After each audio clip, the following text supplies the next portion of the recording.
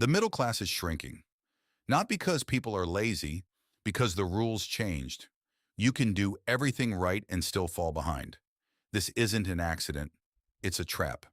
And today we're going to show you exactly how it works.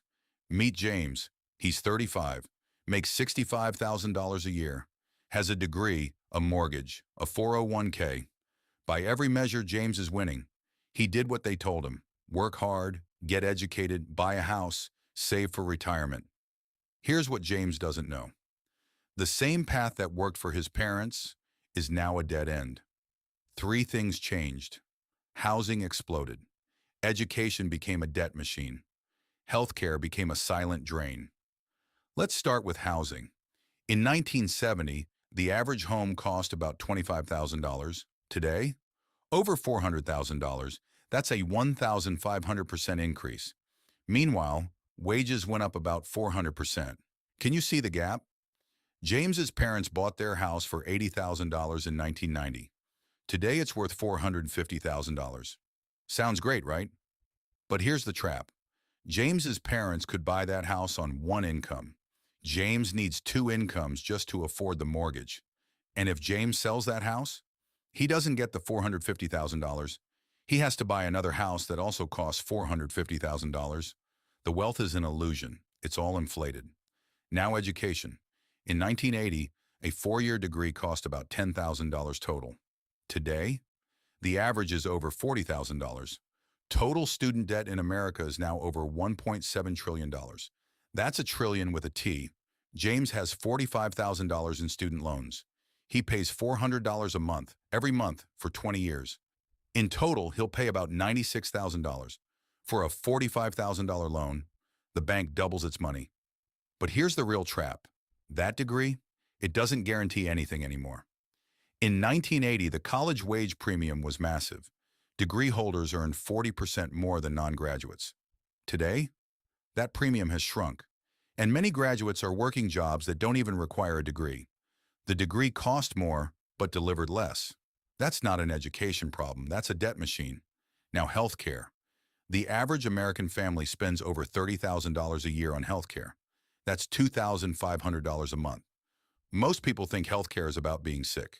It's not. Healthcare is a system designed to extract money from you whether you use it or not. Health insurance premiums have gone up 400% since 2000.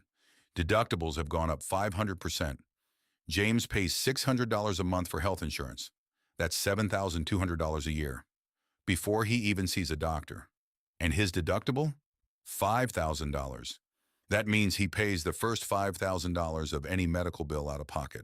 If James breaks his arm, that's another $10,000 bill. The system is designed to drain, not to heal. Healthcare costs are the #1 cause of bankruptcy in America. Not bad spending, not laziness, getting sick.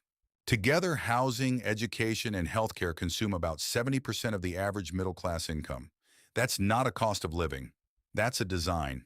But there's a fourth trap, the consumerism loop, the one that keeps you working until you're 70. You see, after paying for housing, education, and healthcare, James has maybe 30% of his income left, just enough to survive, not enough to escape. Now here's where it gets clever.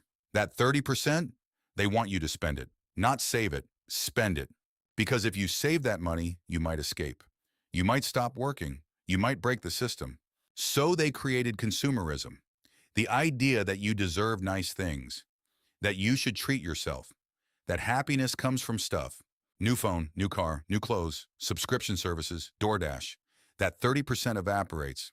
And with no savings, James can't afford to leave his job, can't take a risk, can't start a business. He's trapped in the loop. Work, spend, never break free. This is the middle-class trap. Housing takes your income. Education takes your future. Healthcare takes your safety. Consumerism takes your escape. And if you try to save anyway, the inflation ghost eats your savings, 3% a year, every year. Meanwhile, the wealthy don't fall into this trap. They play a different game. They don't buy houses. They buy apartment buildings. They don't pay for education. They own businesses that hire degree holders. They don't pay for healthcare. They use it as a business expense. They don't consume. They invest. The wealthy use the system. The middle class is used by the system. Everything that traps you is an asset for someone else. Your rent, your student loan payments, your healthcare premiums, that's their income. The middle class isn't a class, it's a financial ecosystem. You pay in, others profit. The system doesn't want you broke. It wants you exactly where you are. Just stable enough to keep working. Just rich enough to keep spending. Too much wealth? You leave the system. Too little? You become a burden. The sweet spot is where you are right now. But here's the thing. Once you see the trap, you can escape. First, understand that housing isn't about the American dream. It's about extracting your income. Second, education isn't about learning. It's about debt. Learn what you need for free. The internet has everything. Third, healthcare is about leverage. Use an HSA. Shop around. Don't let the system dictate your costs. Fourth, consumerism is about control. When you stop buying, you start being free. The middle class trap is real, but it's not inescapable. You just have to see it. Then you can decide. The wealthy use the system. The poor are ignored by it. The middle class is farmed by it. Every dollar you spend on rent, interest, insurance, and junk is a dollar that builds someone else's wealth. You can keep feeding the machine, or you can learn how it works. The choice is yours. Subscribe to The Ghost in Your Wallet because the rules changed, and you deserve to know.